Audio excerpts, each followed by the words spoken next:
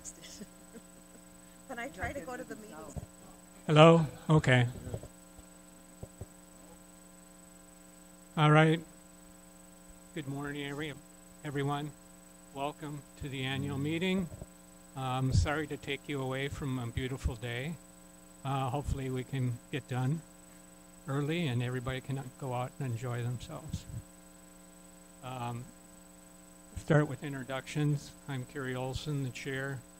To my left here is Mike Musio. We've got Alex Korevich. Yeah. He's the treasurer.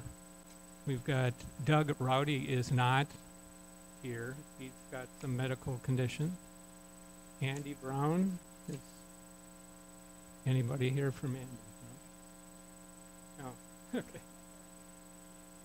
Okay. All right.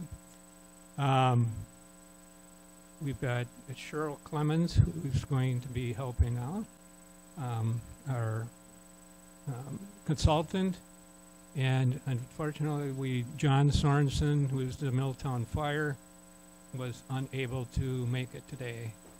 So he will not be here.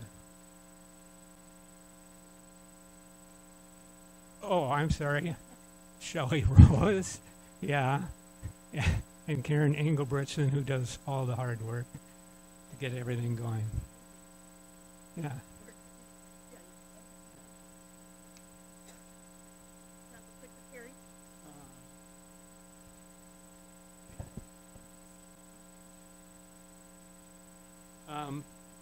Today's agenda, we've got a number of things going on, nothing too important, but stuff to go through. So we need to have a motion to approve the agenda. Motion from Jerry, okay. Nancy Dolly made a motion to approve the agenda. Jerry, thank you. Second. Okay, all right. Approved. Aye. Aye. Against? Nays? 0? Okay. Agenda.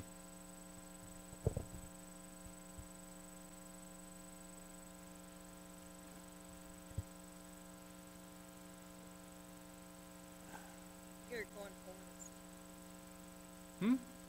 We are. You gotta go back to. There you go. Okay. All right. We need a motion to approve the 2025 meeting minutes that are on the Bone Lake website. Is there a motion to approve them? Okay. Second. Ken. Ken. Ken Prusak made the motion. Seconded. Maybe a second. Oh. Okay. Fisher. All right. Approved. Aye. Aye. Opposed. All right. Minutes approved. Said. Okay.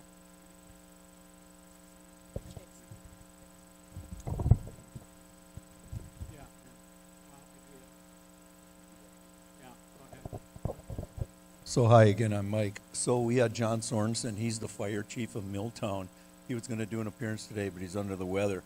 So he just wanted me to pass on a little information. We did this a couple years back. A big concern for the fire departments is access in the winter if emergencies happen. You know, we get this ice and snow and all these things, and your trees tend to bow down and things like that. And they had an incident where they had a lot of trouble getting in their equipment to areas. So they ask if all roads or drives coming into your places are cleared at least 14 feet wide by 12 foot high, and kind of take into consideration, you know, sagging and things like that of limbs. Also, they did a merge. I'm not quite sure what townships all merged, but I believe it's 3 of them. It's Milltown with 2 others. I don't know if it's Centurion, somebody else, anybody else know?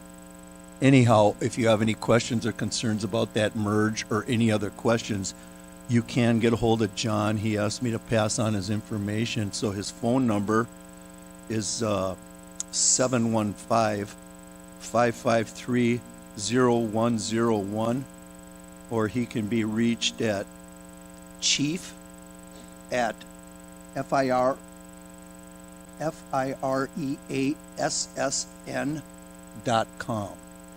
That, I believe, is his fire department website. So, again, 12 feet high, 14 feet wide for the fire lanes would be great. Thanks.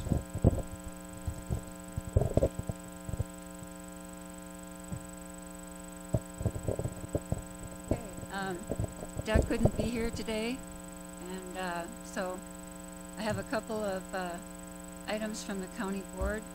There's 2 important resolutions going on. One is the, is it not on? Oh, okay, I'll put it right here. How's that? All right, great. Okay, there's 2 important resolutions going on in the county. One is the moratorium on data centers, and the other is the shoreline protection ordinance. The county board is holding a public hearing with public comment on the resolution to create a Polk County Code Chapter 4241, enacting a temporary moratorium on data centers for 1 year. And the resolution number is 29-26. It's going to be held Wednesday, August 18th in the St. Croix Falls High School at 5 p.m.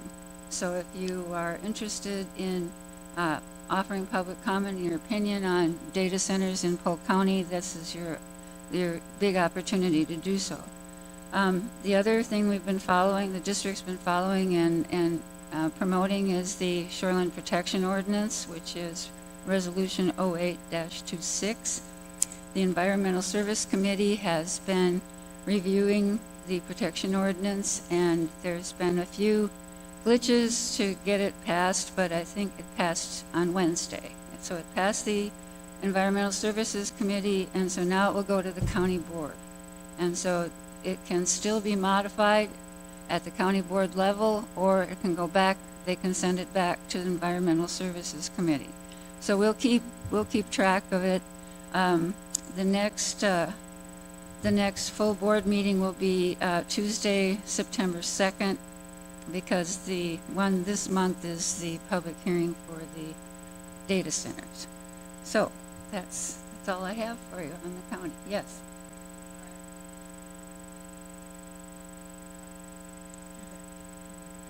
Cheryl can do that there. So just the one word that always gets dropped is protection.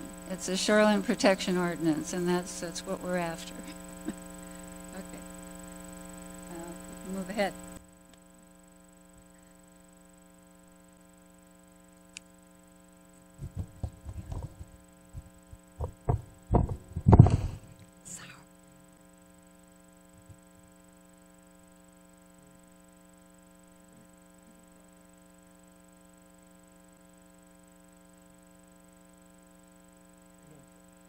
We don't have an update from Andy, no. So on Georgetown, there are several local issues that could significantly affect residents of Bone Lake, particularly those of us who reside in Georgetown. Georgetown is an unzoned town. All the areas in white on that map are unzoned land around Bone Lake. So without getting too much into the weeds, there are 2 major issues for us. As Karen said, one is the threat to the Polk County Shoreline Protection Ordinance, and the other is advocating for the county's proposed data center moratorium. And looking at the map, all those white areas are potential locations for data centers. And this would be with or without county zoning, because Georgetown is unzoned. The Shoreline Protection Ordinance, however, is a special case. It is mandated by state law that even unzoned towns must adhere to a shoreland ordinance. Shoreland zones are shown in gray on that map. Currently, the Georgetown supervisors are against the Polk County Shoreland Protection Ordinance. They are advocating for a significantly stripped-down version. That stripped-down shoreland ordinance has, in fact, been introduced by Polk County Supervisor Adam Jarko. So there have been two competing shoreland ordinances right now. Several of us from Bone Lake have been championing the current, more robust shoreland protection ordinance. We do not want to see that Jarko version take away our current protections. Some of those potential impacts to Bone Lake of the stripped-down version are septic systems not being correctly sized for the number of beds, no regulation for short-term rentals in the shoreland, and loss of some protections in the critical 35-foot buffer zone, as well as ramifications for violations. The next Georgetown meeting is on Tuesday, August 18th. If you want any more information on any of these things, please reach out to me. I'd be happy to share my thoughts or what I have learned so far. Moving on to Big Round. Big Round is a neighboring lake also within Georgetown. As a lake district, they asked Georgetown to give them authority to create their own ordinances for their lake district. Early this year, and after a lot of back and forth between the district and Georgetown did not grant Big Round the authority to enact lake protection ordinances. And that was a big deal for them, as they were hoping to regulate wake boats on their small and quite shallow lake after just having invested $3 million in alum treatments. And so that was their worry about being able to regulate that. On a positive note, Georgetown did help Bone Lake submit its successful grant application to improve the South Landing. In closing, I guess I would just encourage those of you who are residents to exercise your voting rights at the local level. It's important that your voice be heard, and that when you're at the lake, you're just not taking a vacation. So that's it for me for Georgetown.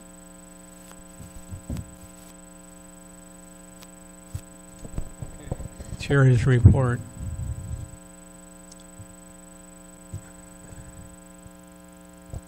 What's new? Well, once again, we had a crazy weather year. Super cold this past January, February. Hopefully a lot of the snowbirds got out of here. And then once again, we've got super warm weather. Okay. Ice out was April 11th at 4 p.m. Darren Wennen is the trophy winner. Previous record was March 24th of 2012. As we see right now, cool and wet, and then excessively hot. Everybody could raise their hand. They're having problems with getting boats and stuff off their lifts, and so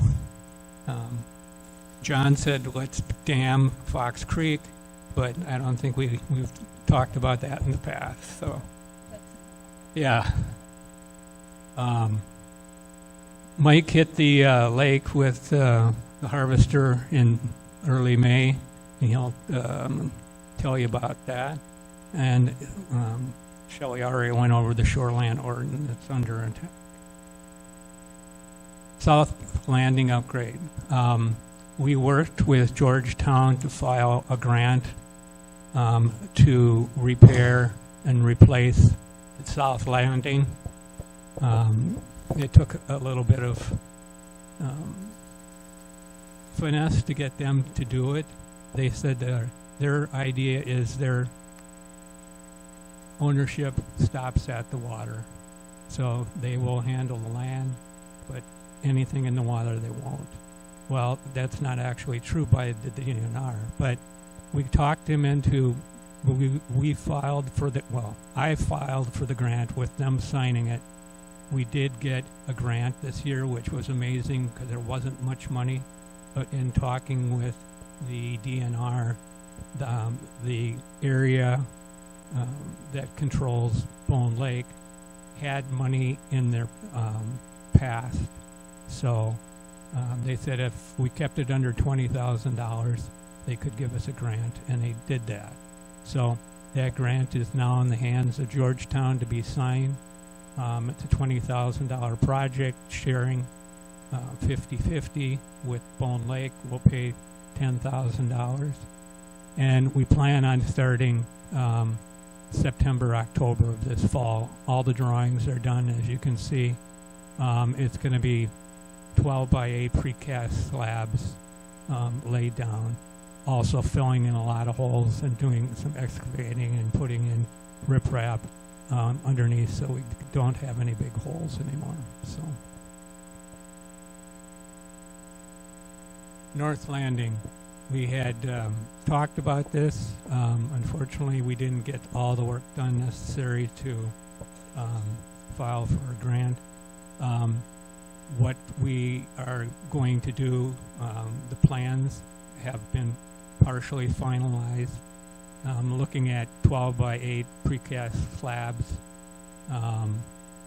Bone Lake had said they will do the same thing and file for a grant, and then we will take that grant and share that. So we're paying $12,500, and they'll get $12,500. But that won't start. That's wrong. It won't start until October of 2028. Because we don't have all the information ready to file.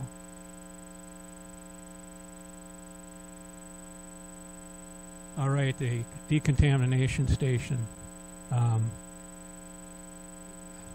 continues to be used quite heavily.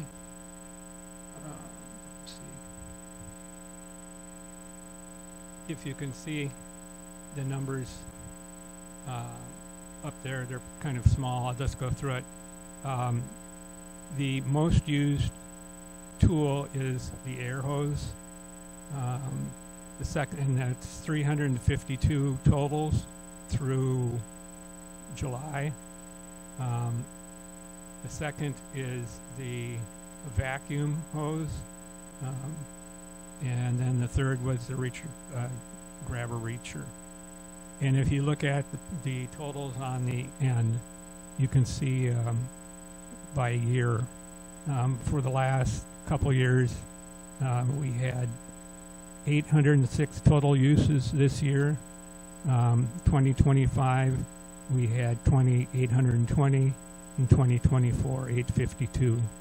So we are probably pretty consistent in usage. But we still have a problem with people not using it going into the lake. We have very low usage, and we have then good usage on the way out, about 75%. We stopped with the Clean Boat, Clean Water this year and looked at getting paid volunteers. I had one person to try and volunteer, and we just didn't feel that one person is going to do anything. So we're going to talk about it, what to do next year, whether we go back to Clean Boat, Clean Water.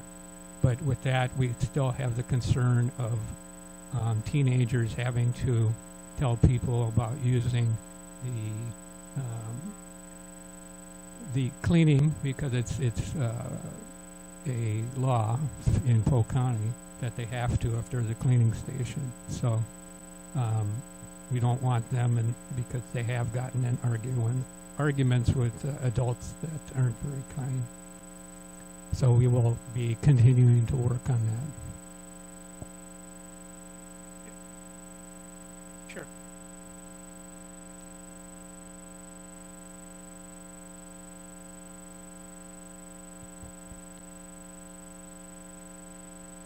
They're saying, I've been on this lake, I know what my boat is, you don't have to tell me to clean it. And they just get abusive to the kids, so unacceptable. It's, yeah, so that's why we stopped Clean Boat, Clean Water, because we were getting too many opportunities that weren't good. The landings, both landings still have cameras that are active. Camera launches, 987 in 2025. As of this year, we had 866 as of July 20th. May 19th and, through the 26th week is the most use. And funny this year, it ended up exactly the same. 80 boats entering the north, 80 boats entering the south. You can see the next set. There have been 9 reported violations by the camera people at the north and 4 in the south. They go to Sheriff Hahn, and he's done an excellent job on following up with violations. He's put out 2 warnings and 1 citation today.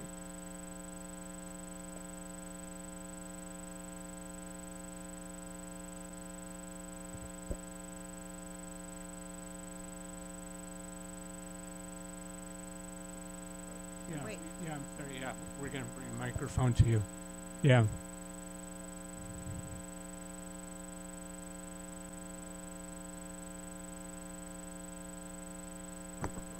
If there were 13 violations, it doesn't coordinate with the warnings and the citations. That's right. I mean, the sheriff doesn't go after everyone, and they take time. So, one, he had to go through 2 or 3 databases because it wasn't registered in Wisconsin. It was registered in Minnesota. Another one was that the driver of the boat wasn't the owner of the boat, and so he had to go and find out who the actual owner of the boat was. So it takes time. They still work on them, but and not all of them can be cited depending on what the sheriff sees and finds with the findings when they get the data.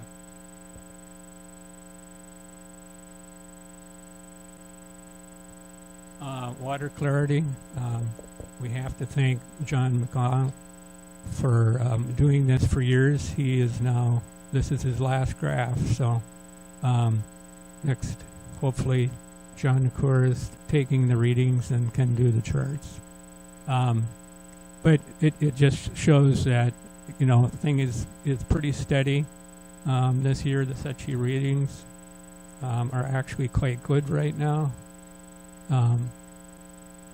It's, you know, what he said, it's another normal year of the lake history from 2011 through 2026. We're kind of just on a trend of getting a little bit better. Here is actual readings from the clarity. The Sechi disk in June was 10.7. So it was a little bit better than the average, and in July it's 11, even better. So it's been quite clear so far, but with the hot weather and the lacking rainfall, we'll see what happens. Because when I look off my dock, there's starting to be, you know, algae floating in the water more. So I don't know if John has any comment on that. Yeah. Yeah. Okay, and then this is the high water mark. 1153 1.2 is the standard, and historically you can see, but right now the last reading is actually 19.2 as of this last week, and so it's off the chart. And so basically what we're saying is that this summer, you know, we have no rain, and so a lot of evaporation. But hopefully we can catch up in the fall or in the winter. We'll see.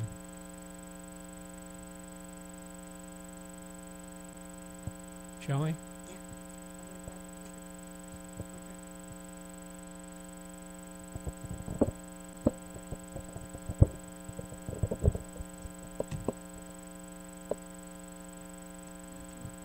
it over here.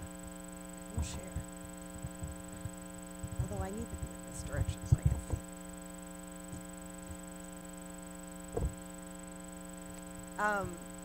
So Cheryl Clemens, who is sitting to my right, and I are going to provide an update on Bone Lake's comprehensive lake management plan. I'm going to go through the goals and objectives, and then Cheryl will walk through some of the new initiatives. This work began when we approved updating the plan at the annual meeting in 2024. We then applied for and received a DNR grant, which made this project possible. In 2025, we completed 3 listening sessions with some focus groups. We updated reports, including the watershed and shoreland survey, and we also did a survey of all property owners in the district. Once the reports and surveys were complete, we began work on fact sheets. So these fact sheets support the plan goals by consolidating what we learned from various reports and studies. And Cheryl developed some of the more complex science-related fact sheets, so thank you, Cheryl, for that work.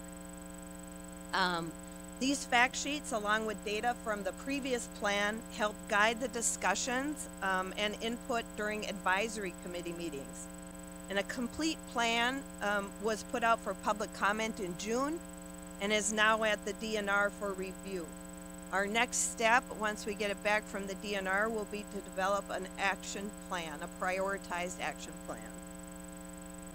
And before I share the goals and objectives, I first want to thank everyone who participated in the focus groups and the advisory committee. Your input was really helpful, and so thank you, volunteers, for that. There were actually 8 volunteers that made up the advisory committee that was led by Cheryl. This work was instrumental in developing our 5 goals, and I want to read through each one of those goals as they're going to be key in driving our efforts over the next 10 years. So the first one is to safeguard Bone Lake's water quality by mitigating the impacts of development and changing weather patterns. Our second goal is to support safe, responsible recreation on Bone Lake while balancing recreational uses with the lake's ecological health. Our third goal is to maintain and enhance Bone Lake's natural beauty. Our fourth is to protect and enhance fish and wildlife habitat. And our fifth goal is to foster a community culture of stewardship by improving awareness and understanding of lake issues and encouraging active participation. So the advisory committee identified priority objectives for each of these goals, and I'm going to quickly review those before I turn it over to Cheryl. First off, our priorities for water quality include reducing nutrient pollution by cutting phosphorus loading from the watershed and shoreline sources and reducing impacts from septic systems. We're going to target high-impact waterfront properties to protect and restore shoreline by increasing natural vegetation. And it's going to be important that we build a community expectation that we all take actions to protect water quality.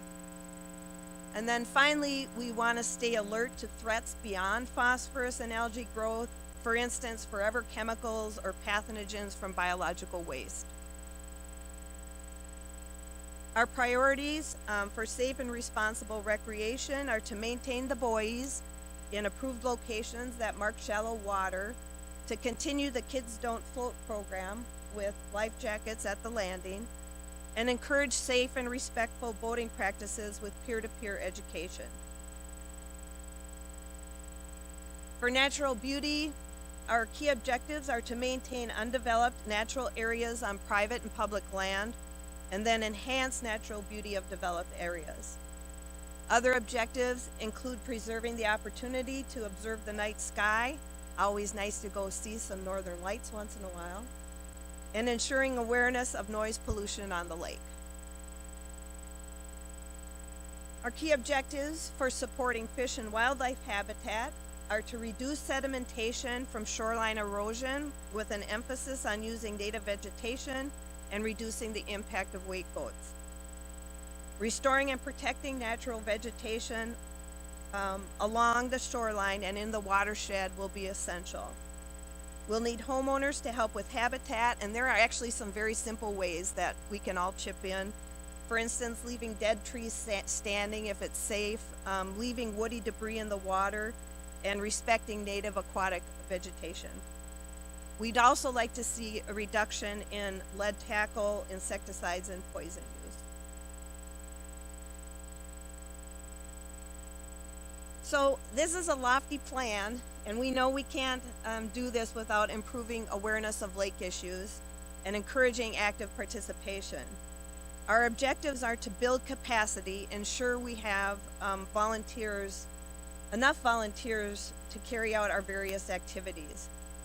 We'd like to see district members participate in educational and social events and get to a place where all property owners value lake stewardship. We would love to see everyone find at least one thing that they could do to help the lake. So the complete plan, along with the supporting fact sheets, are on the Bone Lake website.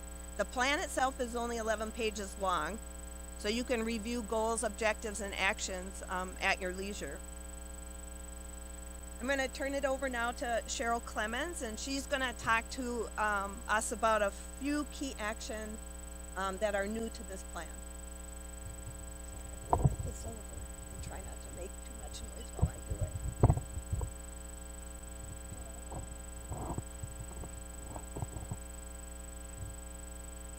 Feels like it's aimed, but can you hear me okay? Or should I hold it? I'm gonna hold it then. Okay.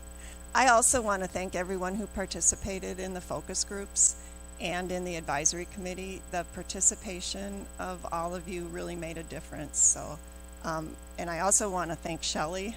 Shelley has put in a huge amount of work to guide this plan, and also doing a lot of the actual work, developing the survey and administering it and reporting. So that's been really important too.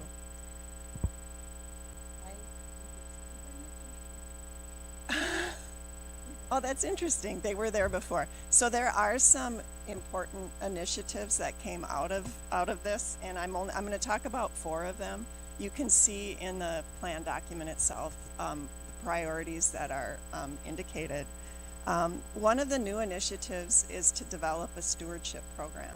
The Bone Lake Management District has for years had technical assistance available, and it was more in the past, technical assistance and cost sharing, and it relied on individual owners to make a difference with projects that were a bit larger, and some of you in the audience completed some of those projects, and they've been really important.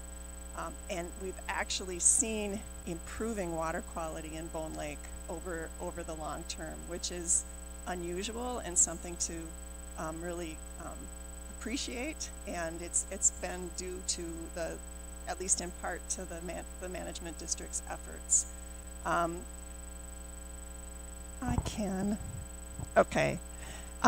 So the new initiative, one of the new initiatives I want to talk about is a stewardship program. And this program has yet to be developed. I feel like there's feedback when I'm too close, but it's okay? Okay. Alrighty. So stewardship programs have been used in recent years on other lakes, and the program acknowledges each of your participation in efforts to protect water quality and habitat. And these can be, as Shelley mentioned, very small steps to much larger steps. And if there is, so there would be a program to evaluate your property with you and then award your participation. So I'm looking forward to seeing how that develops. We've got a lot of work to do on that yet. And if the projects that are identified are a larger project that would require more design support and money for installation of something like a rain garden or infiltration projects like we've done before, that money would be sought from grant funding or maybe from Lake District funds. So I need to refer to my slide. Another new initiative that's really going to help us out is based on work that Polk County Land and Water Resources did. Shelley mentioned that the watershed was reevaluated, and there were several larger watershed scale projects that were done. This meant it wasn't just a project that was focused on an individual lot, but rather water that came from larger sources or larger drainage areas.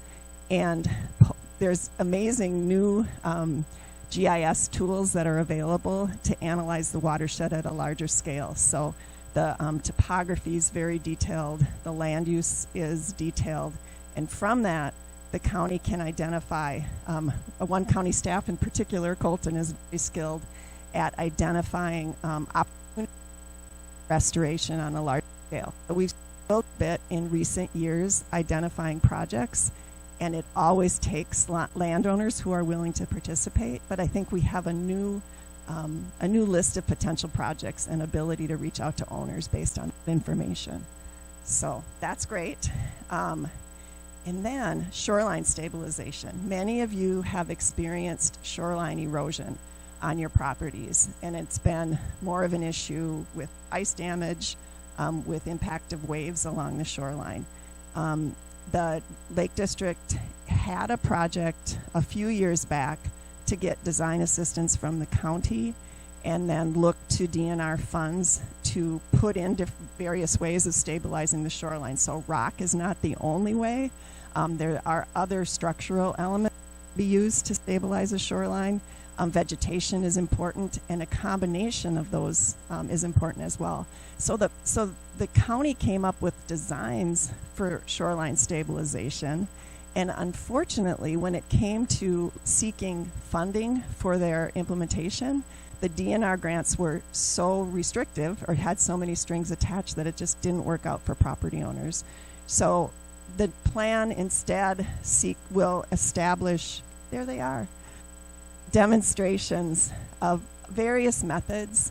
This is going to have to be without DNR grant support because of the restrictions, but hopefully it'll give good examples of ways to stabilize a shoreline while considering the habitat near the water and and protecting your shoreline from erosion. So that's going to be exciting to see how that plays out.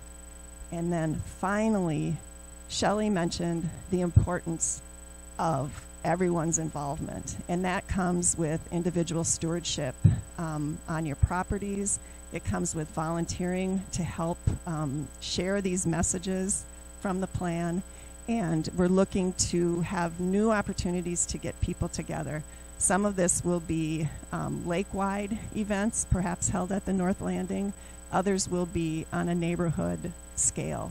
So then we can get down into the nitty-gritty of some ways to help the lake for water quality and for habitat, but also give you an opportunity to meet your neighbors. That was one of the things that was identified in the focus group, that it is important for people to have an opportunity to socialize. So we're hoping to combine those two elements in implementation of the plan.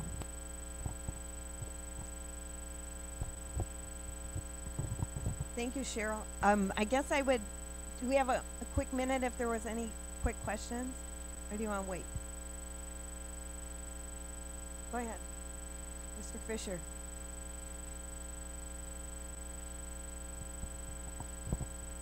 I just have an idea. Obviously the water is going down in the lake, and that's impacting all kinds of things. And I feel like we have a natural solution on the south end of Bone Lake named Fox Creek. And so obviously all the water goes out there. And so what I'm thinking, and I would be happy to head up a committee or whatever, but if we just raised up or got permission from the DNR and did everything we needed to do and just raised up the bottom of Fox Creek 6 inches, it would probably raise the water across the whole lake about 6 inches.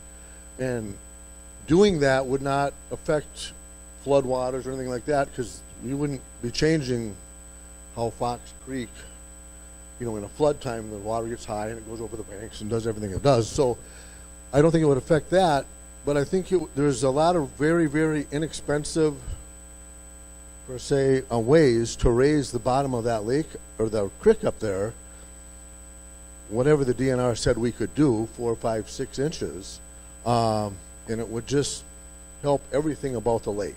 I mean, from all of our docks to wildlife, all kinds of things. And it's just an idea that I would like to entertain.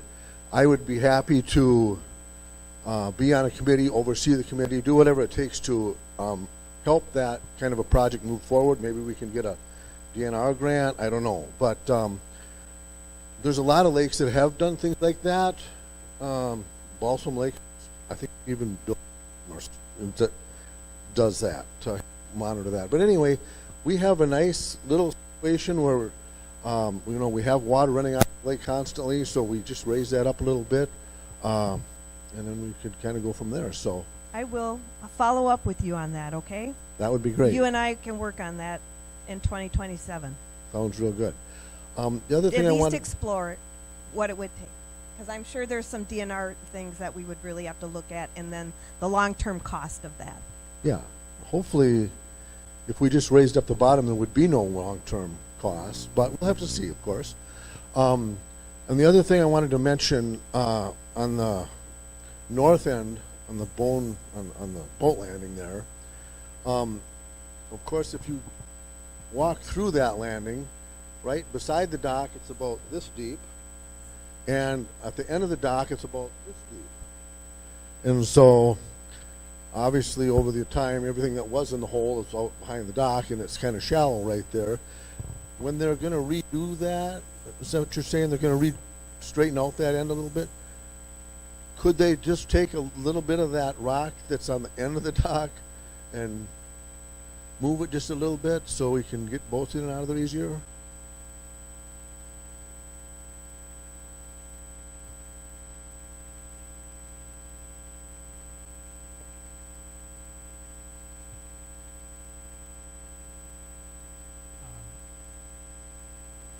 Is it on? Okay. Yes, there will be a plan to get out. One of the big problems is a lot of power loading, Yeah. and it's dug a big hole there, and so your axle goes down there, Right. and you get stuck. Well, I think from all the years of power loading, all the rock is way out behind Yeah. us, so the hole's already there, so Yeah, we don't so have to worry about they, that anymore. They will be doing But, yeah. excavating in there to get Yeah. that thing all leveled out, and, I- possibly widen it, Yeah. depending on what Bowen Township will agree to. I mean, they're managing it, but we're working with Polk County. That's where the drawings came from. So, yes. Well, I'd be glad to help whoever do whatever Yeah. on these type of projects. I've been on Bone Lake for 20 years, and I'd like to help it be as good as it can be. So, Okay.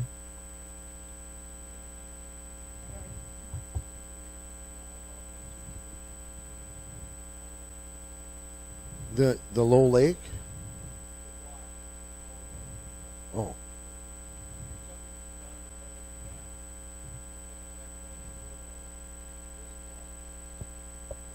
That would require anything we Well- do requires a permit for the DNR. We could look at that and see if we can get a temporary permit to dump, rock into that hole. the hole is fine. It's everything that was in the hole is Yeah. out in the lake a Right. little bit further right now, and so, I mean, I was monkeying around out there last week, and I picked up a bunch of rocks about 6 to 12 inches in diameter and threw them out in the lake somewhere else, but just trying to get in there. Yeah. So, but whatever we need to do, I would be happy to help. So,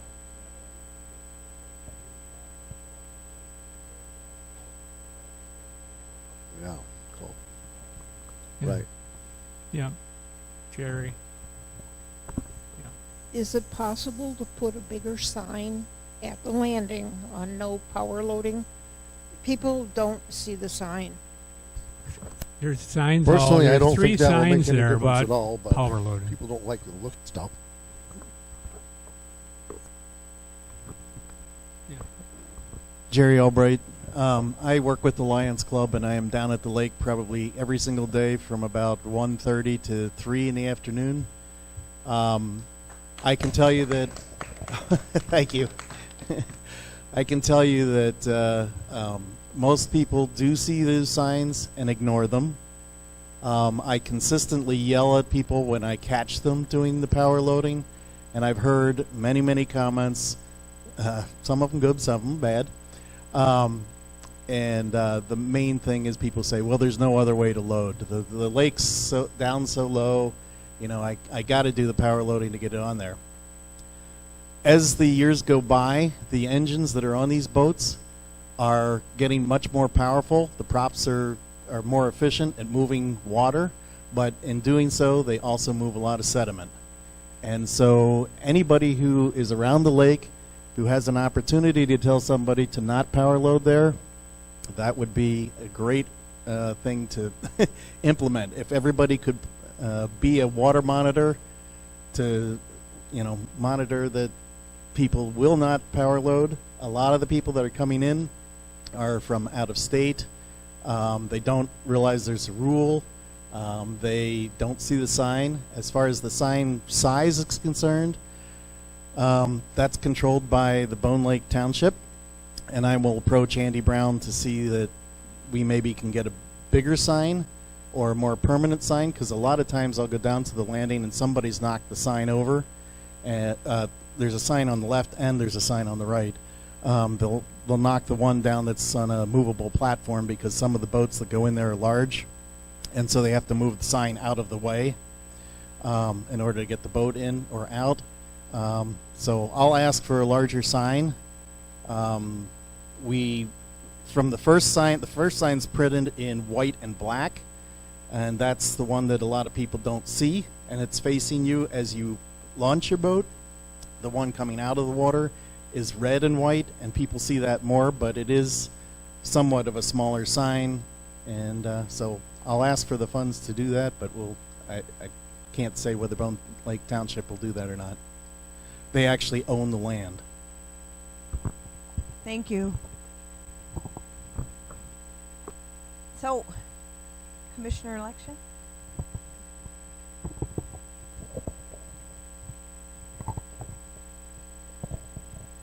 Any other question? Okay, we're going election. Clicker. Is it on? Working? Yeah. So, would you go to the next slide, please? We have one commissioner whose term is expiring, and he's up for re-election and has agreed to run again. Mike Musial is a tremendous contributor to the Bone Lake community, managing the buoys, as well as the harvester, the South End dock, among other activities. So this would be the opportunity for you to pull out your ballot and vote. However, I am required to ask 3 times if there are nominations from the floor. We did not get any nominations through any other means this year. So, any nominations from the floor, number 1? Any nominations, number 2? And any nominations, number 3? Okay, so if you guys would please submit your ballots and then just pass them toward the center. I'll come around and pick them up. And then we'll go off and do a count and come back later on with the result.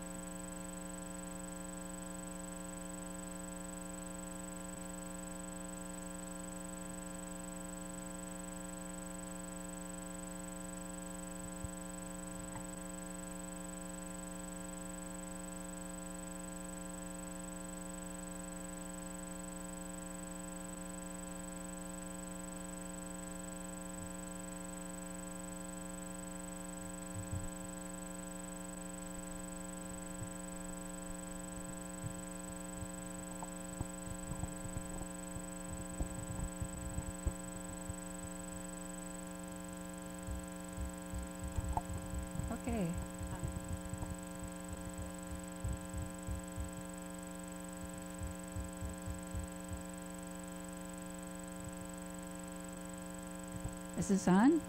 Oh, terrific. Okay.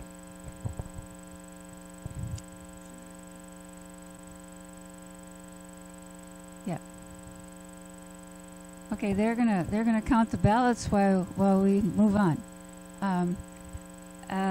Earlier this year, we undertook a redesign of the Bone Lake website. If you were here last year, you might recall that we voted some funds to do that. So we actually hired professionals and got a ways on it. Otherwise, it's been volunteer work by me and a few others on the board, and one of my business colleagues who's donating his time to it. So once we're done, I think we'll bring him out here for a big award. Anyway, you'll notice a few things here. That this is what the main page will look like. It's a fully adaptive site that's built in WordPress using the Elementor plugin. So when you look on your phone, it's going to look, beautiful. It's going to look good on a tablet. It's going to look good on your screen. And we've introduced a number of new features as well. Let's see if this is going to work. Yep, here we go. We have a documents archive. So that's going to include all the documents that Bone Lake has ever produced, and they're categorized so that if you're looking for something, it's going to be really easy for you to find that document. Also an e-news archive, so if you miss the e-news or misplaced it in your email, you can go back and find it again. And then we will have a page that's specifically for visitors. So if you're a visitor, hopefully you're going to come to the Bone Lake website, you're going to notice that, and we're going to feed you the information that we want you to know about the lake before you head out. There's also some quick links here. You'll be able to find the current newsletter really quickly, and you'll also be able to tap on that, contact us, and have the list of all of the commissioners and their contact information.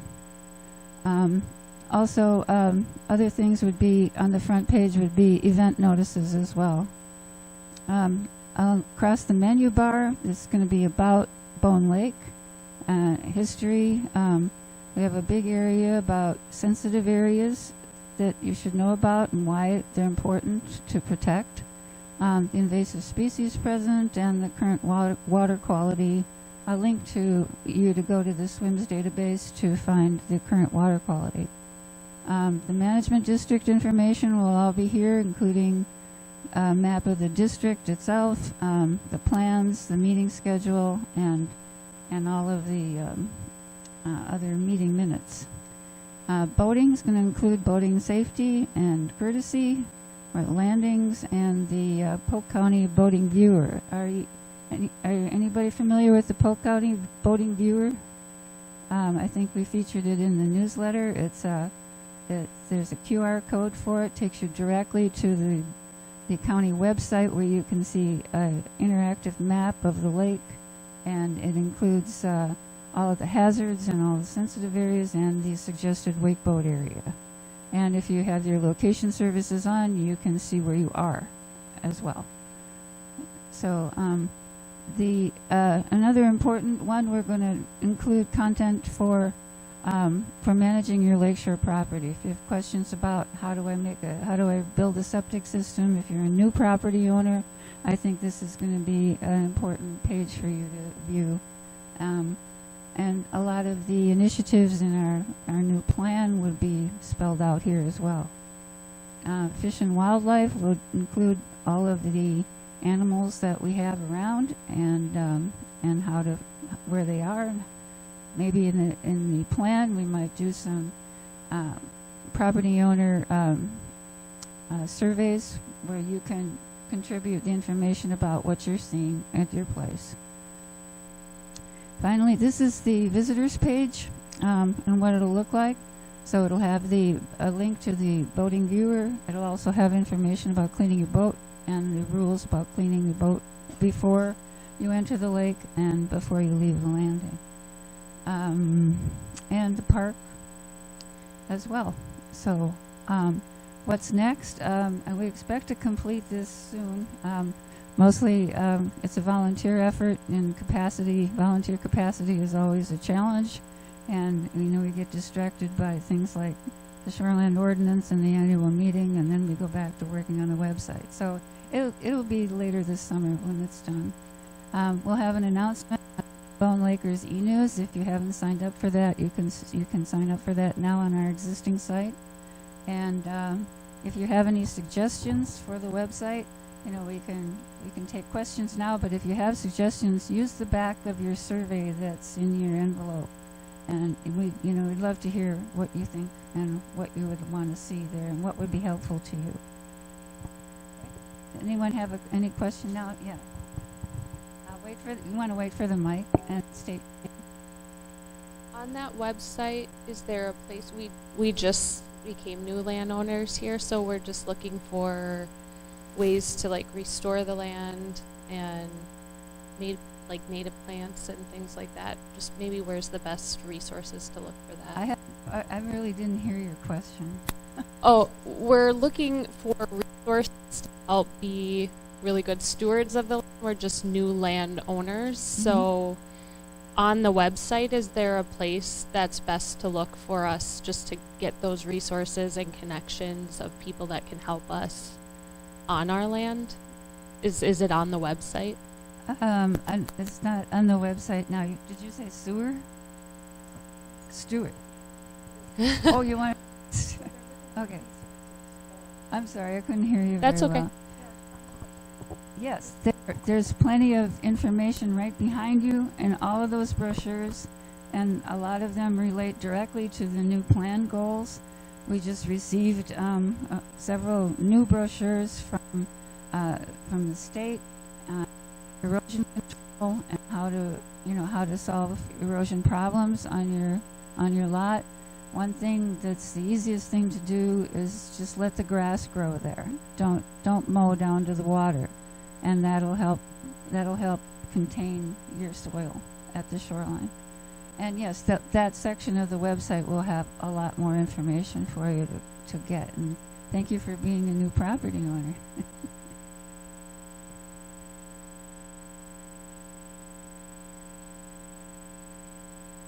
Yeah. Yeah. Any other questions right now?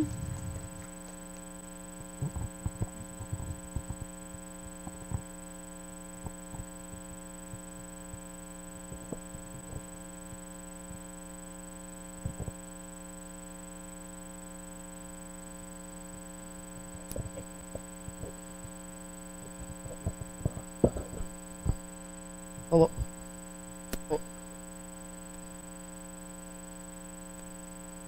Hello, my name is Ron Rosenthal. I've audited the books, I think, the last 3 or 4 years.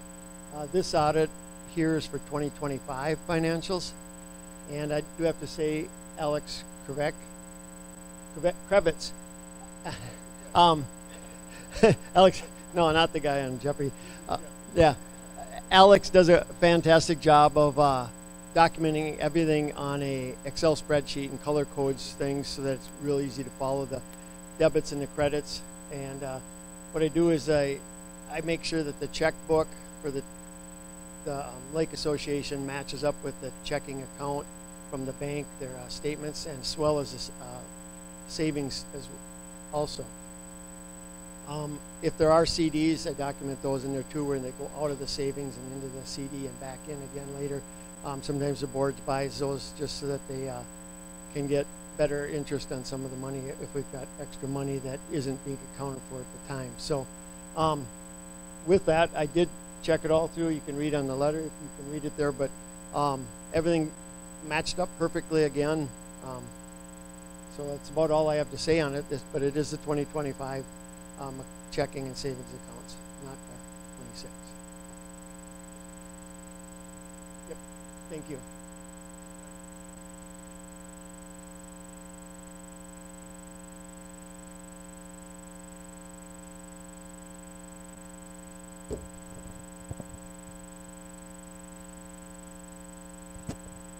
Okay, hi, Alex Kravitz. I know the way my last name is spelled, nobody can get it the first time. But Anyway, I'm the treasurer. I have in front of you now the interim financial report. I'll ask for a motion to approve, but to let you know that the interim financial report, there's 3 columns. In each of the columns, line item is shown to the left. First column is the approved budget for this year, January 1, 2026 through 12/31, 2026, which was approved last year's meeting. The actual revenue and expense for the first 6 months, January 2026 through June 30, 2026, is in column number 2. And then the third column is an estimated revenue and expense through the end of 2026. Again, I just will say that's an estimate, and it may be up or down a little bit from that. Couple things just to note. It's been at this point, a fairly quiet year in terms of some of the lake expenses. The big ones being, if you look down in the second column, if you look down to where it talks about information and education, and I have to say at this point, there's been some significant expenses for the newsletter and for the new website, and I have to say to Karen, thank you, Karen. I tell you, she does the heavy lifting here, and I appreciate the work that she does. And I'll tell you that the newsletter she puts out is great. I mean, she makes sure that it, that it is what it should be, newsy and looks good. It's a great newsletter, and the website.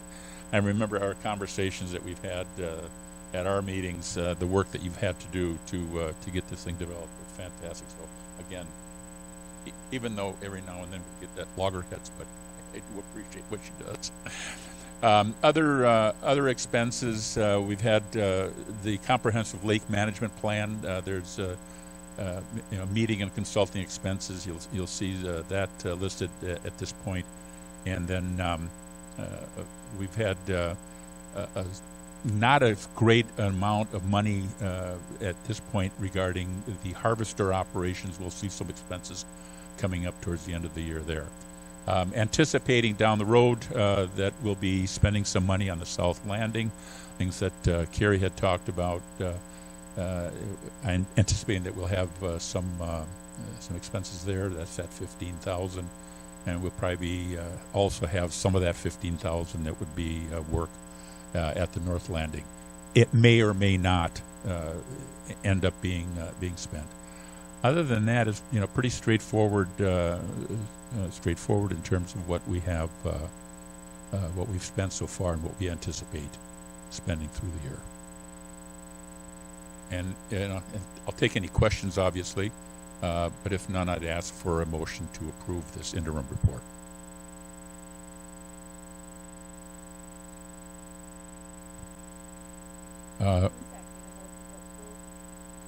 We have a motion on the floor by Mr. Prusak to approve the interim as submitted.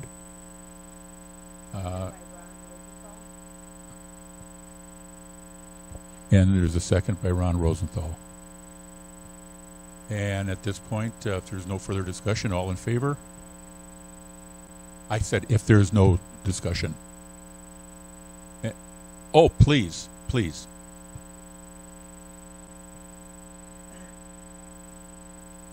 I don't need a mic either, but I'm told I better use a mic. Yes. Hi, Dave Brandt. Just a quick question. We had an emergency fund that we talked about using a couple of years ago, and we were pushed it into the next year. Now we have zebra mussels. On this budget, do we have an emergency fund? And am I missing that line item? We do. As a matter of fact, if you look at the bottom here, let me look at the handout here. If you look on the bottom of the page of the interim report, you'll see a designated funds for the fiscal year, and that is for, we have $30,000 available, $10,000 for emergency. There was $10,000 for septic, and $10,000 was it for invasive species? 10, 10, and 10 for a total of 30. That's in the designated funds. All right, and You'll see that is number at any the of very that- bottom. At the very bottom of the interim report. Thank you. And is any of that earmarked at this point in time for 2026? Or do we have that money available to spend? We have the money available to spend. All 30,000. Indeed. Thank you. Any other? Mr. Albright. Going back to the request to get larger power loading signs, what budget would that fall on, and can I move forward using BLMD funds yet this year? If Bone Lake will let me put up new signs? This is at the South Landing? At the North Landing. I'm sorry. Well, it'd have to be at both. Well, actually, we should put it at both landings. Right. And so, again, yes. The quick answer is yes, there are funds available for what you had just discussed. So, yes, you should look to see what would be required and then get back to us, to the board, as to what it would be. And I think that if you look at where am I here? If you look on the expenditure, lake improvement projects, okay, there's the North and South Landings donations, improvement, and maintenance. That's a line item, and that's where we're anticipating around 15,000 to be available through the rest of this year. We do have,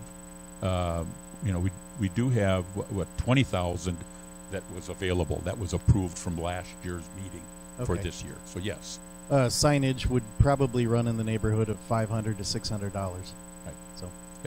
Yep, should be okay.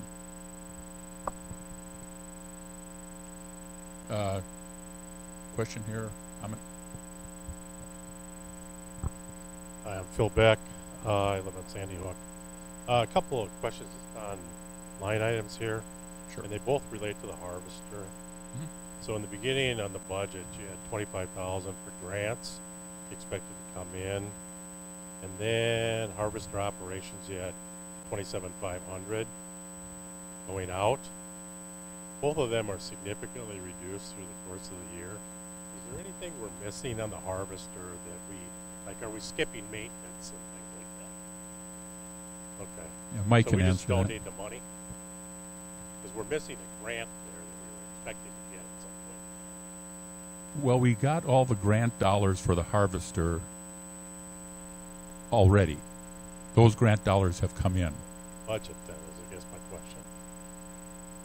Well, the budget has the harvester operations, and the harvester operations it would include any labor, fuel, weed removal, maintenance. Also, is the next line down. So, it is in the budget under harvester operations. I get that. I understand that. Okay. What I'm looking at, go to the top of the schedule up in revenue. Oh, under revenue. There's a Okay. $25,000 grant. Did we not get a grant related to the harvester to help us pay for those operations? No. The grants. Gary can speak to that. The grant doesn't cover operations, ongoing operations. The grant was for the purchase of the harvester. We had anticipated a $25,000 in the budget for grant monies, but that wasn't necessarily for harvester operations. Okay, so the 25,000 you show in the revenue under grants. That would be grant dollars and not necessarily for harvester operations. So for instance, the South Landing grant that went in. So up to the end of June, you have zero showing up for that grant as actual revenue coming in. Correct. Through the end of the year, you show 6,000. Right. We're Is there anticipating something we're just not getting that we anticipated getting. Oh, well, yeah. If, for instance, if a grant has not been awarded, and again, this budget for 2026 We had discussed that last year's meeting in 2025. We anticipated that there would be grant dollars available, not necessarily for harvester operations, but for other items such as landing improvements, comprehensive lake management plan. There's a grant.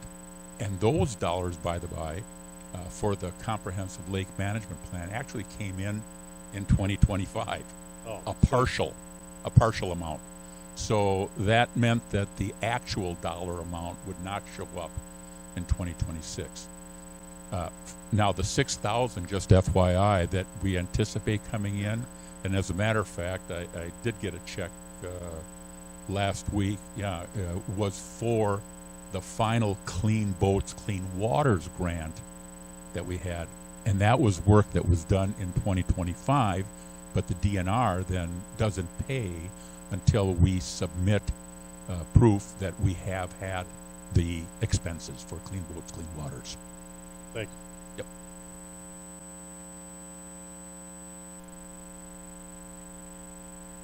Okay, any other questions at all? Up over here.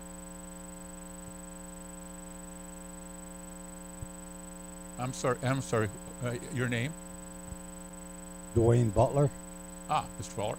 And I just got a touch and base with the North Boat Landing, or the South one too, as a matter of fact. But basically, get down to the realistic. I don't care. You could put a 4x8 sheet of plywood up there, no power boating. But the thing is, the bigger these boats are, the boat landings are deep enough to get the trailer all the way in for these bigger boats. So basically, the only time they can get them things on there is to, especially if you got a bass tournament or whatever. But I mean, with the bigger boats, the people in this room, probably their boats, they put them in the spring and they don't move, except back and forth on the lake someplace. But it's the other people that bring their wake boats and stuff in. Well, that's a hell of a big tub of water. I mean, a lot of weight to try to crank that 6,000 or 8,000 pound boat up so it latches. I know on my boat trailer, basically I got a Dorado hitch on there. The only way I can get that thing to lock in is I got to drive it on. You drive it on, it automatically hooks up, you're done. There's no rope or anything to hook up, you just got a chain to hook up. A lot of people are going to that, and what I'm getting at is you get a lot of people that just come up for the weekends. They're the people that I think is blowing the, doing the power boat, and with the water being low, you can't get the trailer in deep enough to float the boat on. So all you got to do is just hook up everything in a perfect world. Just hook the little latch and crank it up, and away you go. Well, that don't happen on the north end boat landing.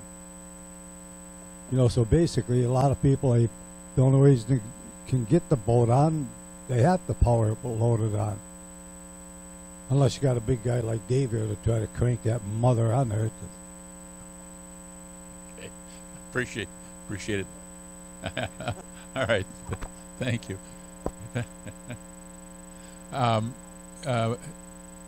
Mr. Musial, he had a comment to your comment. So the one thing I got to say about all that is when people launch their boats, they don't power off. They tend to go deep enough to get their boat off. And I think a lot of it coming back on, it might be late in the evening, whatever the reason. But if they just went a little deeper in the water, they can float tiller right up to where they need to be, and maybe a little bit of elbow grease to get it all the way, or to clip, as you say. But because of convenience for everybody's trailers and all that, we can't suffer with the boat launch. So people got to take responsibility for their own actions. If your boat isn't going to go on there, get a telescoping hitch or something, get it in deeper where you can float up much further to your hitch point on the trailer. Further discussion, we have a motion.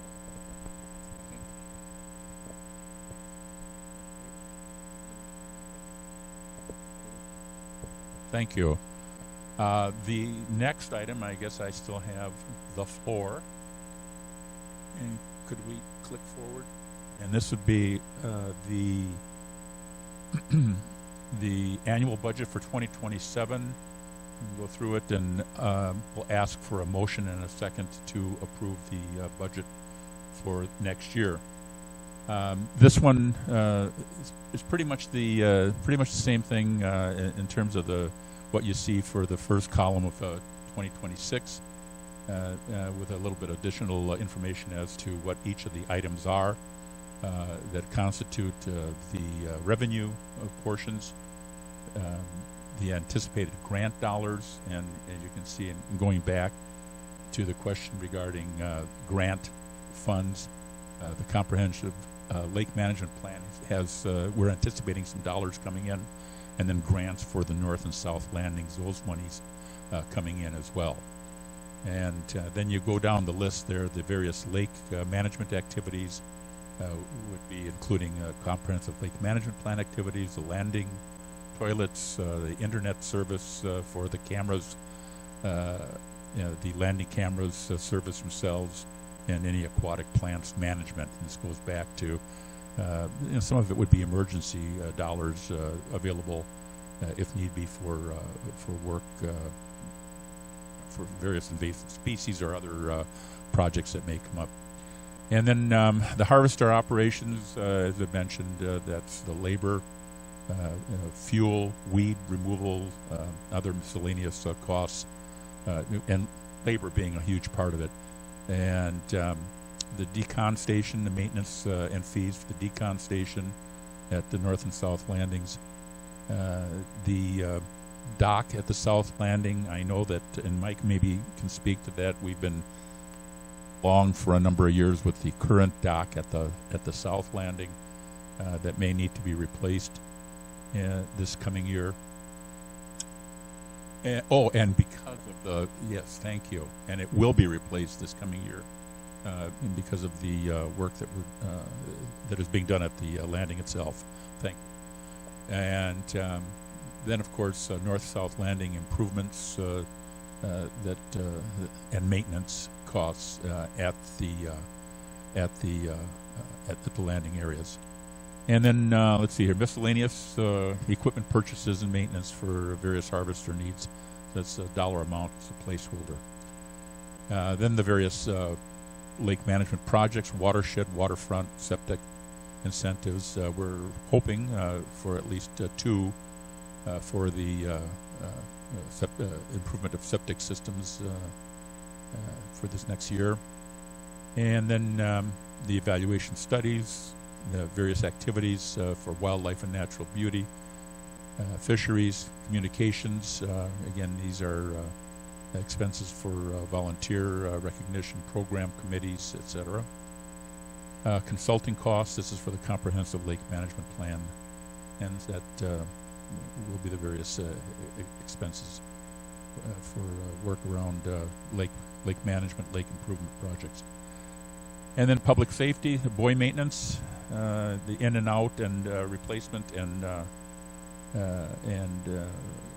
any maintenance of the buoys as may be necessary.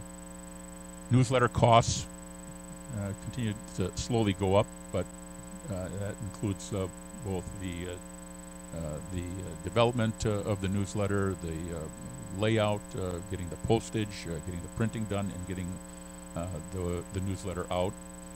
And then maintaining the website, there's an annual cost there. And then meetings and workshop, and these are to reimburse expenses that people will have regarding expenses at meetings and work here at the annual meeting as well.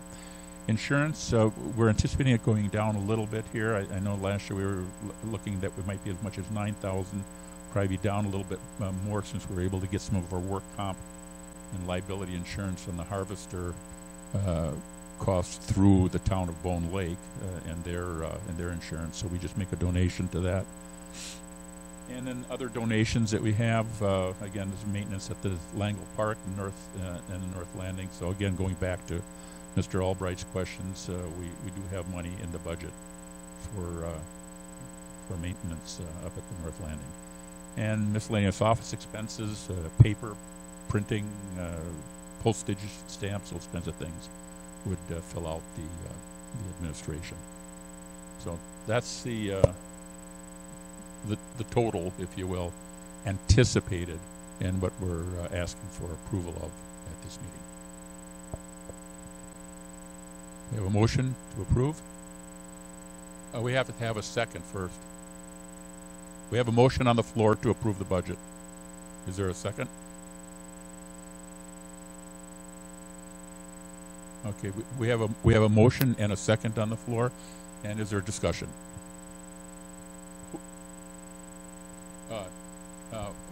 Ms. Fidali? Yeah. Okay. Discussion, yes. Ken Prusak, northwest side of Bone Lake. I brought this up last year and it seemed to go nowhere. Based on your budget, as a homeowner, one of the 550 or so homeowners, most of us put a boat in the spring and we take it out in the fall and it sits on our dock on a lift or whatever. So based on this budget, I'm paying $180 a year to use your landings twice versus the people who come up on weekends. Now, Georgetown, you said, feels they don't own anything shy, on the water side of the land, and we don't own the land on the North Landing either, but previous years we made a donation in the neighborhood of maybe $17,000 for the parking lot. I've never parked overnight there in my life.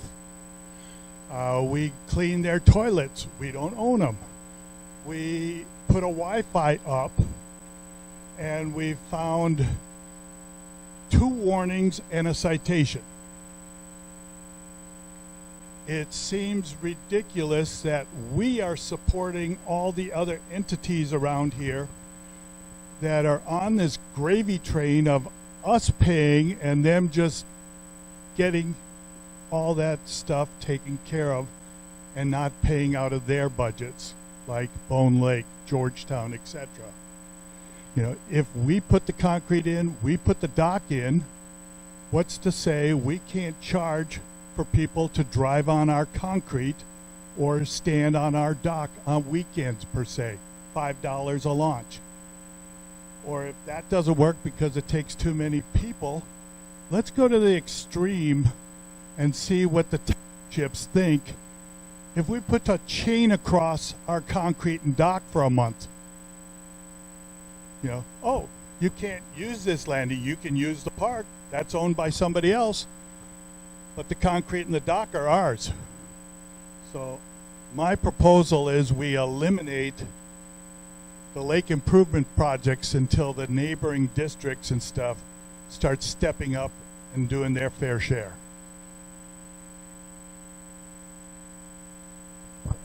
Thank you. Any other discussion?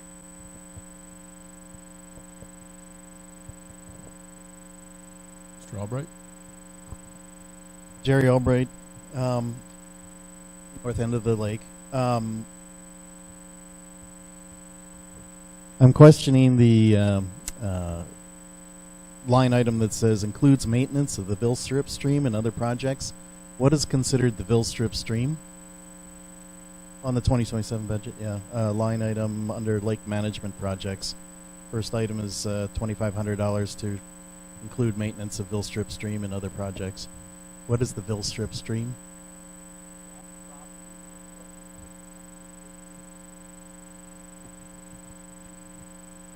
That property is up on 250th. On 250th Avenue.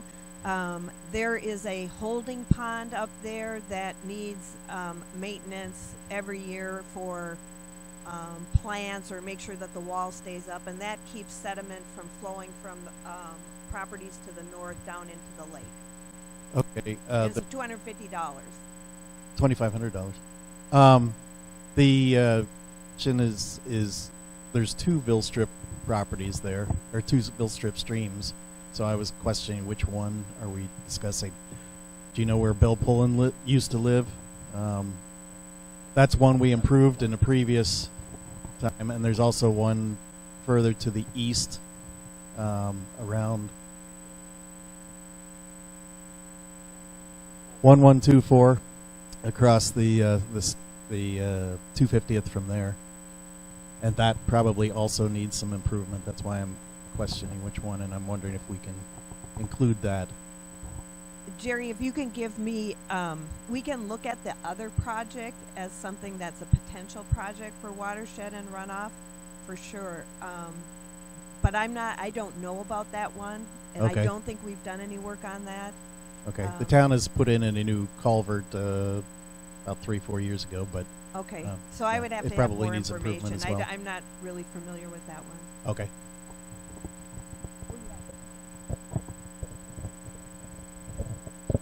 So on that property there, so the water comes across the road, down the thing, into a holding pond. When the holding pond fills, goes into the dam. Right on the property on the other side of the dam is a little holding pond again. It's almost the same situation. But I've been kind of taking care of that little bit of maintenance there and this and that. So if you see anything else that might need attention, bring it to our attention, and we'll take care of it. It's generally cleaning out. You're aware of what we do to do that. You know, the beavers are a huge problem, but that's the same issue with the other one that comes through by Bill. Beavers plug up the spillways, things like that, dam it up, it overwashes, it needs gravel from time to time, things like that. So that's what that line item's for. Okay. I was just wondering if it was enough to do the project. If the 2,500 was enough to do the project. What project? Cleaning? Yes.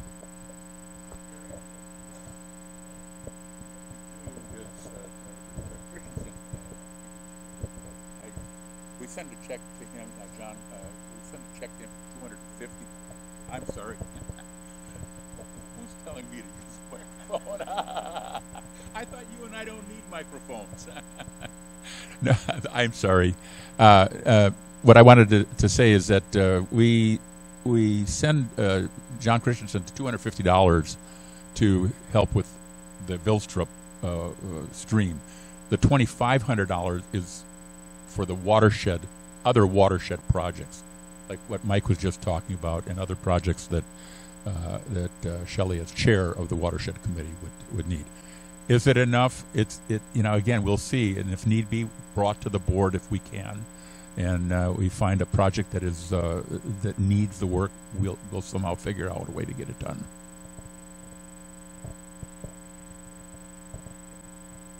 Other discussion?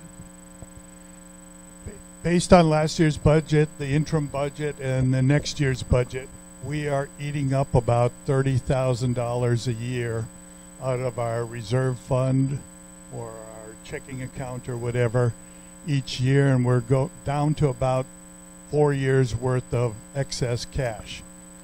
What is the plan 4 years from now when you've eaten it all up? You know, if you look at the bottom, we were at 187,000. Now the proposal is down to be 132,000. Next year it's going to be 99. The year after that, 70. What is the plan to stay solvent in the future? Still Ken Prusak.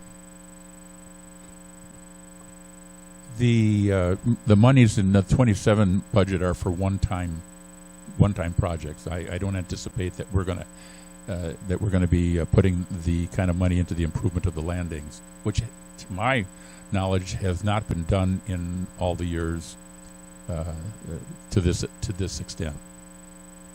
Well, somehow you had that one-time project last year and went from 217 to 187. So every year we've had these one-time $30,000 some dollar projects. Right, and a lot of that, again, has been also covered by grant dollars as well. So we try to get grant money to offset the cost of some of these projects. So you're saying we're not going to go below 132 in the future? I can't say that. It seems like these one-times are constant. Well, again, if anybody has any comment to that, the one-time expenses do come up, but again, that's part of the lake improvement, lake management projects that are necessary to protect the lake. One comment would be that Jerry Albright. One comment would be that volunteer labor would certainly help reduce the expenses if somebody's willing to volunteer.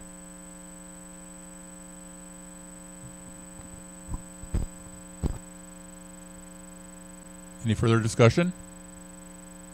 We have a motion and a second on the floor to approve the budget as submitted.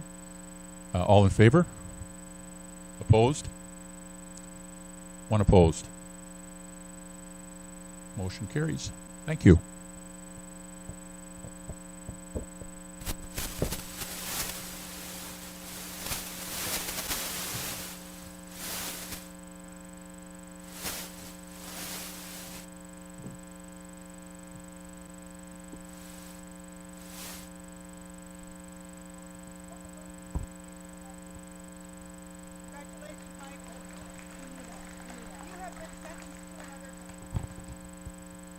Deb, in order. So, repeat, Mike has been reelected. Congratulations, Mike, and thank you very much for your contributions to Bone Lake.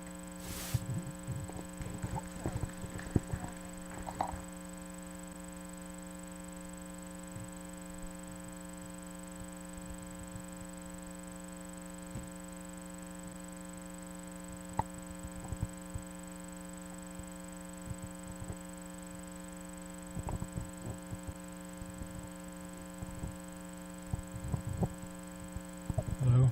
Yeah. Is there any old business?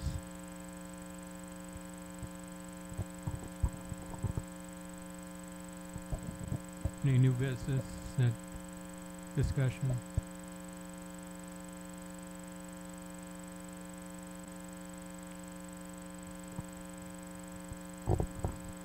Once again, Dave Brandt, I love your idea about get us out of here timely. So I've just got a couple brief highlights, or at least interests. So I'm just going to list them real quickly. I'll be on and off here in 1 minute. One of them is that our goal about our fisheries here, and I find it really difficult to appreciate. We've got all these being taken out of our lake by dark houses from our Indian neighbors. The photos that they've posted are just absolutely atrocious. And I know the comment has always been over the years, get to Madison because that's where the treaties are. But I just wanted to be on the record that I find that their harvest, even though it was tagged on to kind of the last part of that statement about why we have declining muskie counts, you might as well put the harvest, the Indian harvest, at the top of the list rather than the bottom of the list, because those pictures that we see posted by them are really what's causing that decimation of our population, and I really find that unsettling and unfortunate. Secondly, we're getting a lot of weeds washed up, so I was hoping Mike would talk a little bit, give us a quick update on the harvester. Now that we've had some experience with it, what are the outcomes? What are we seeing? So that would be another quick question that I would be asking the board. Another one is that last year we talked about the board members attending the annual meeting, and the point that was made last year was this is a one time a year. Now I know you folks are busy all year long, but we have one meeting a year, and I think it's incumbent on those people on the board to be present for it. Now I understand medical circumstances come up, but everything else should be planned around this meeting, not over this meeting. So again, we're missing at least one member due to other commitments, and I think that this should be a priority. I believe I was the one that said it last year, and I continue to feel that way. The other question that I have, and based on some discussion with people that I've talked to around the lake, is this thing about failed septics, and that's a real issue. We talk about all the issues that negatively impact our lake. My suggestion, not my knowledge, but my suggestion is because a number of people have failed, whether it be holding tanks, septic fields, or whatever. So I wish there was literally a lot-by-lot review of every septic system on this lake to verify that they're active and effective. And I don't know how we go about that, but I think that should be a board discussion, that and we should receive some feedback back on how we could possibly get that done. So those are just a couple of quick thoughts that I have. But Mike, if you could respond to the harvester. Is it a success? Is it a failure? Are we on budget? Are we not on budget? And does that have anything to do with the weeds that are washing up on our shorelines right now? Thank you. So let's see here. So the harvester, this is our first year really actively using the harvester. We played with it a little bit last year. This year we took out, I believe, 27 boat loads. So averaging maybe 3-4 tons a load. We took out a lot of weeds. We need to improve that. You know, we didn't get to a lot of the weed beds, the smaller weed beds. What I did was attack the largest ones, and we have a fella, Steve, who kind of goes out with his boat and monitors which beds they come in at different rates and different times. So we try to go as they start to mature and come to the surface. So I took care of the northwest bay, the boat launch bay, and the bay to the east side of the small island over a period of a few weeks. Now, when I went and toured the other areas or the smaller weed beds, I was either too late and they dropped off, or they didn't really mature this year. People who have these areas on the maps near their properties could certainly call me. This would save time to let me know that our weed beds are mature. Can we get someone out there to, mow it? Yes, we can only target CLP right now. So we had some calls, and I toured a few areas of people with navigation issues. So the way this goes is we're only permitted to take out the curly leaf. So we have to get the permitting. So what you would need to do if you have a situation in your area is get the names and property addresses of your neighbors who are all affected. They all have to be on board with this. Present it to us. At permitting time, we include this acreage to our permitting plan. The DNR then can choose to come out, visit it, and see if it's an issue or deny it. That's definitely up to them. There will be no cost extra to us if added to the acreage, because I think we pay the highest permitting fee right now anyhow. So I think I covered it. I could always use more help with the harvester. I still work full-time, and I try to get out there as much as I can. I try to avoid the weekends because everything's so busy on the lake and things like that. What I did notice this year is when we clip, I can set the sickle bar down, but it has the sidebars. So when you come through and you start to cut, it will leave clippings that'll float up on the top, and there's a learning curve. I started to try to cut upwind now so the other plants gather it so I can scoop it again. But you cannot catch everything. You're going to have wind-blown weeds. You're going to have some things coming up on shore, depending which way the wind's blowing. It could come all the way across the lake, But generally, our prevailing winds come across, so those people will probably be the most affected by that. You can just rake them up. They'll dry up. You can burn it, or you can mow it and turn it into fertilizer. It's high nitrogen. It's very good for the ground. So is there anything else I missed? This year, again, I think 1 to 10, I think we're at a 6 off our first year, and I think it's only going to improve. Like I said, we took major tonnage out, and it's just going to get better and better. We're going to get more efficient at it. We're going to get more people. Already this year, I had more people approach me that are interested in harvesting and operations and things like that. I think it's just going to get better. See, never before have we removed any weeds. They always either tried to spray it and kill it, it dies off and falls on the ground, and long ago when we started all this management program, it was to eliminate the phosphorus and things like that, so we're not loading the lake for that huge algae bloom and things like that. So any amount we take out, I believe, is a plus. So I think it'll just improve from here.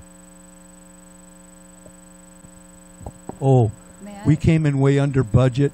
May We're I holding the budget because we're going to wait till we have full harvesting around the entire lake to really know the expenditures on it.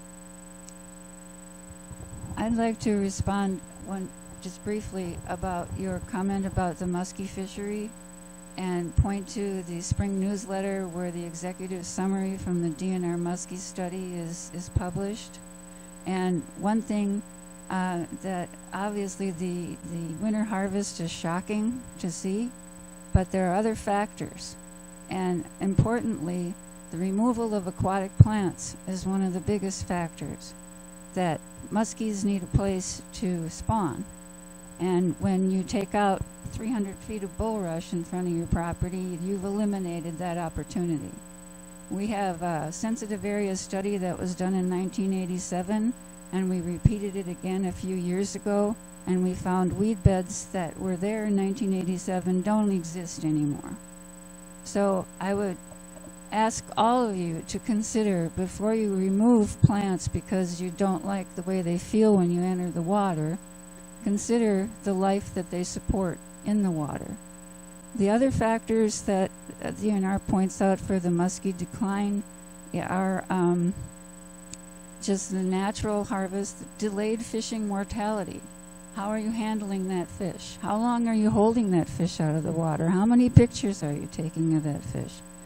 That fish should only be handled for 30 seconds or it's going to die. And I see it happen in front of me all the time because that's where muskies like to live, where I live. Okay, so that's a big factor as well. So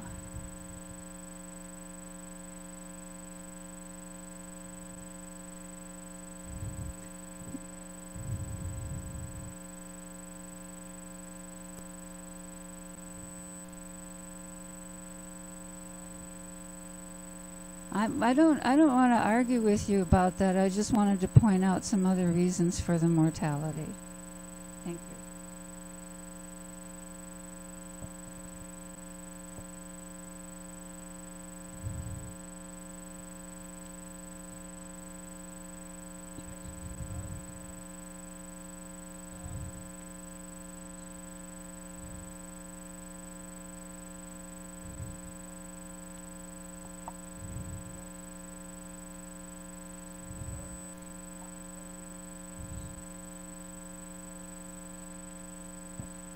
That's true.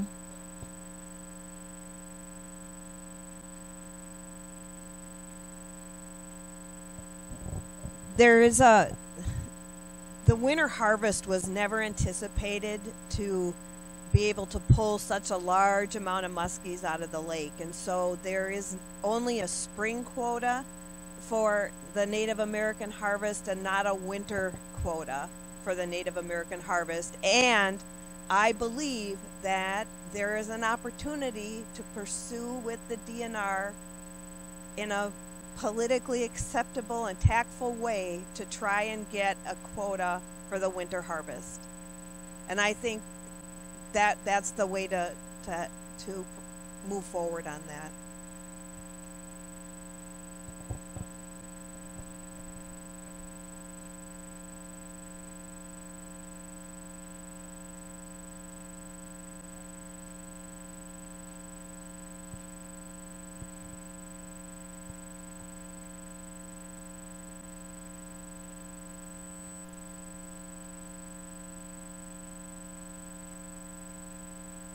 Okay.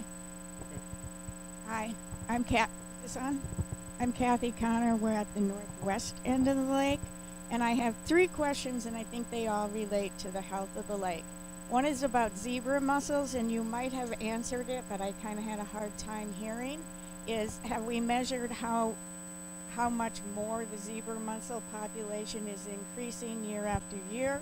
other than washing off boats that are coming in and out and trailers, what can we do as individual homeowners, if anything, to decrease the zebra mussels in our area?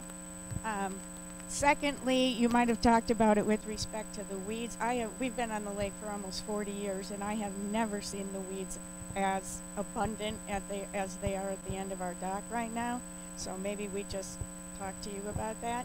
And finally, with respect to the erosion, is there any discussion about, and I know it's touchy, but the number of wake boats that are on the lake now, and the wake that they cause? I mean, that was never intended to happen in lakeshore property, and clearly it has a huge impact on the erosion. And is there any discussion in limiting it or something that could stop some of that?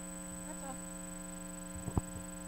all. As far as zebra mussels, there are zebra mussels. If you look at this year versus the prior year, they're bigger, which means they're populating. And there's nothing we can do. They're there. You're going to get clearer water. But what you need to do is make sure that if you have kids or that playing in the water, they have to have some sandals on or something, because they are very, very sharp.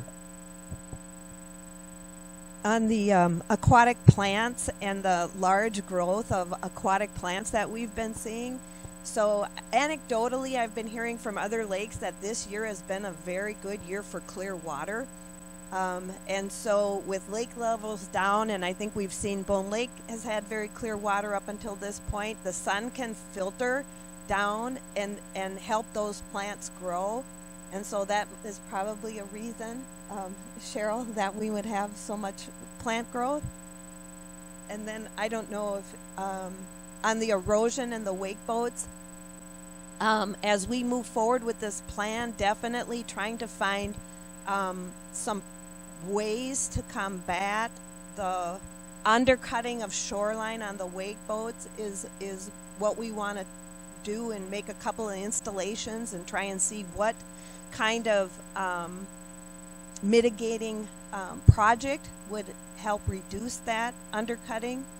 As well, we have the wake boat zone where we're trying to encourage people to stay at least 500 feet from the lake shoreline, as well as stay in water that's deeper than 20 feet.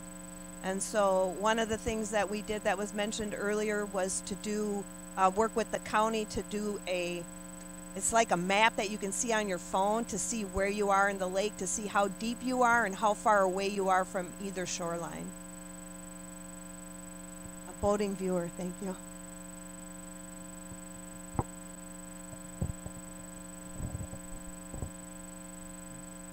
I just want to comment about the wakeboard boat thing. I happen to be one of them guys.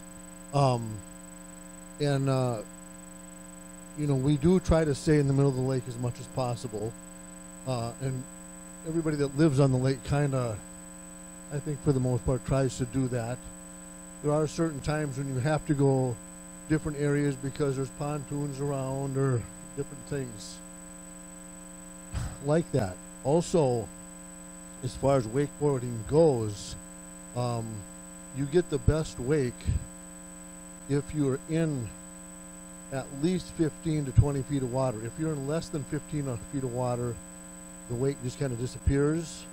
So it's in our natural best interest to stay out of the shallow areas, because it takes the fun out of it, I guess. So just kind of an FYI for you. We love the lake and we want it to be a beautiful spot, and we all have to kind of share it together, and we do our best to help that for the most part.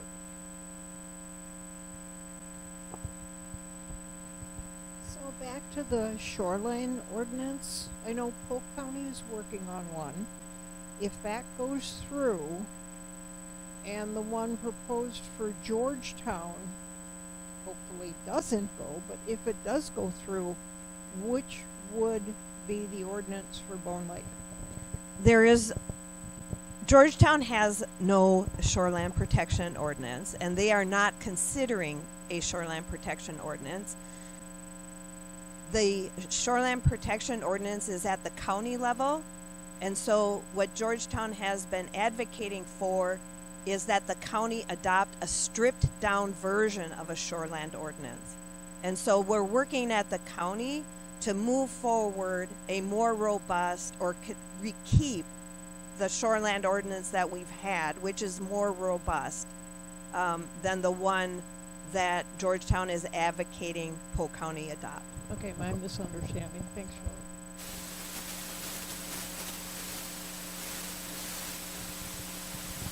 Mike, I know the harvester, one of its challenges with Bone Lake is the length of the lake and trying to get down to the middle part of the lake and further south.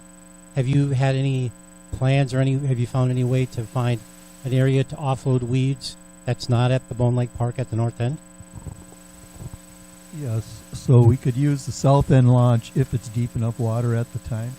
Also, I spoke with all the, I haven't talked with the new owners of Wilkins yet and the Pine Grove, former Pine Grove, but they all agreed to let me use their landing. So we have the south landing, we have the old Rest Point landing on the south end, and then we have midway, a little bit north, I guess, is the Wilkins launch, the Pine Grove launch, and then of course the north launch. Also, when I was doing the north end, to save me time, I just bring it around and plop it right on my shoreline, then grab it with my grapples and take it away. So if anybody has any areas where they're interested in taking some of this on and then moving it onto their gardens or whatever like that, I could certainly convey it right onto their property. You let it sit a day or two and it dries up, and you can just take it and use it as you will. So that's what I got for that. One other thing about the wake boats, as boat safety commissioner, I see a huge improvement over the last couple of years. When they first came out, everybody's going really vanilla and having all kinds of fun, but as the concerns came about and we put out some maps, they're in little kiosks by the boat launches and all that. Generally, I would say everybody is trying to conform to that deeper water and area. So in turn, maybe the pleasure craft and all that can kind of stay out of their way, so they don't have to move out of, you can't do it all the time, but, one right deserves, another right. So.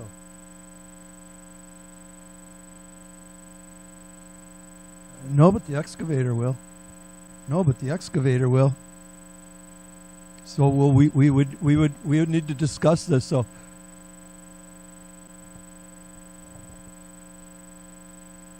we agree on that, but other people don't. So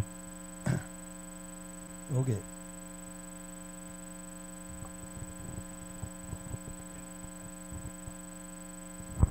Hey, I'm Jeff Hoberman. We've had a place on the lake since 1987, and for others that have places on the lake, if you haven't seen it yet, the value of your homes and property probably is going to double next year, and presumably your taxes are going to double as well.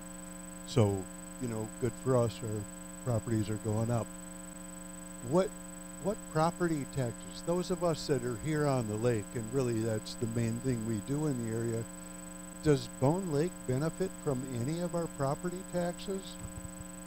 And if not, is there a way some of that can benefit the lake?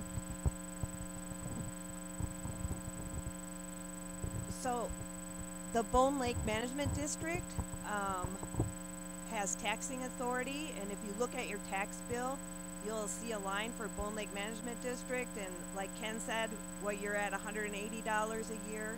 So we do collect tax dollars for the benefit of the work that we do here, about $70,000 a year.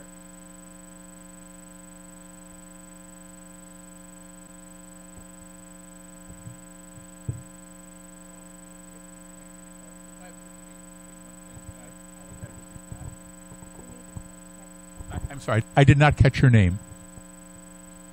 Mr. Oberman.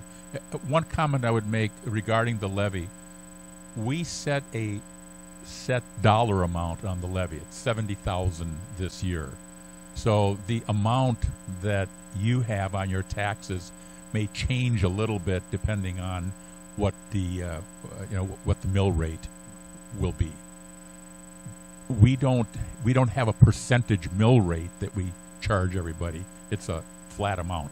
And then because we have two towns, if you will, Georgetown and the town of Bone Lake, from which the district gets its levies, I submit a report each year that identifies what the approved levy is. In this case, it's going to be $70,000 for 2027, and the state then says, okay, this percentage comes from Georgetown, this percentage, and then that percentage becomes dollars, comes from town of Bone Lake for a total of $70,000. Now, if you're saying that our taxes will double, ouch.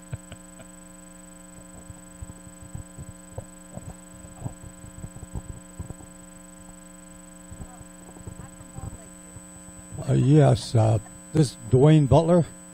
I've got a question, just getting back to like Mike and you guys are talking about, okay, on the north end of the boat landing, or both boat landing, north end of the lake, you got two different streams coming in.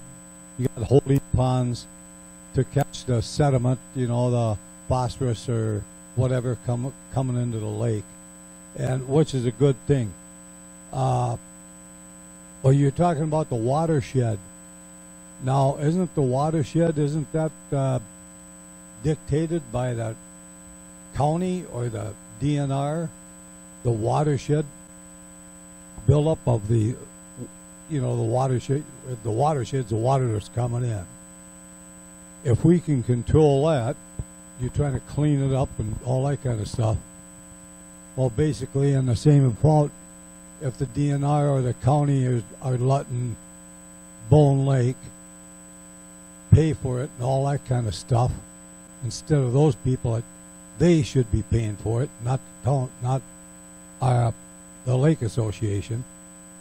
Then we should be able to do the same thing, like Tim and these other people are talking. Okay, the water going out. Then the DNR shouldn't bitch so much if we want to, raise it 6 inches.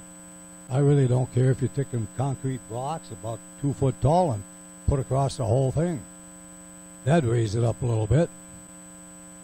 But I'm just wondering about that. Okay, you're letting the DNR or whomever are letting Bone Lake put the holding ponds in so to control the stuff that's coming into the lake.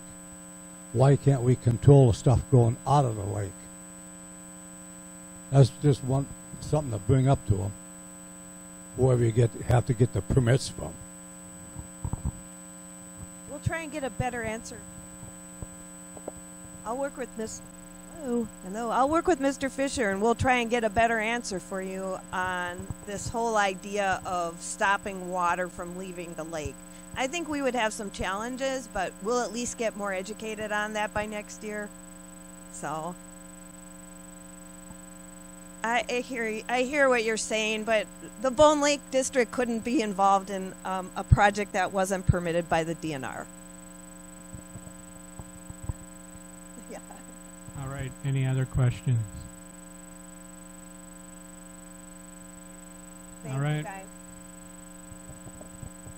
All right. Well, thank you, all the volunteers. We always need more volunteers, so we like your ideas, but we'd rather have you help with your time and commitments. So, all right. So we have a door prize drawing, I guess.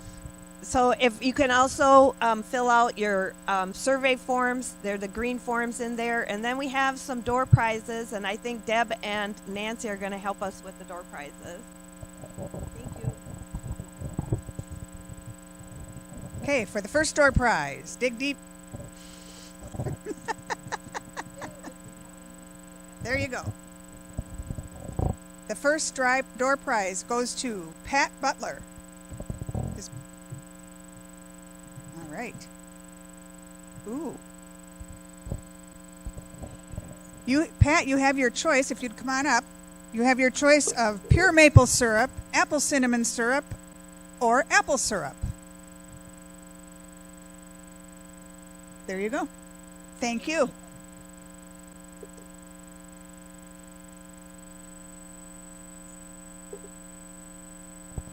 Second door prize goes to Terry Albright.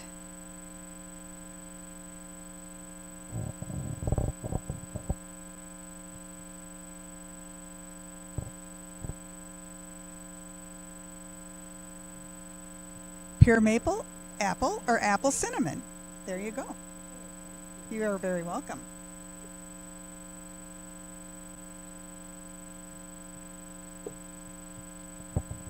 All right, the next winner is Nancy Fidali.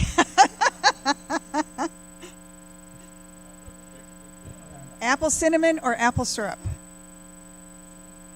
That sounds good. All right. And our last prize goes to Phil Beck.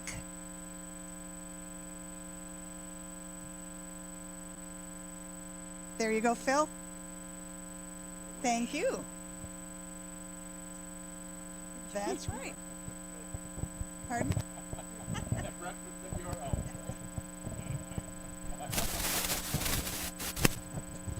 Thank you, everyone, for coming. Enjoy your weekend. Thank you.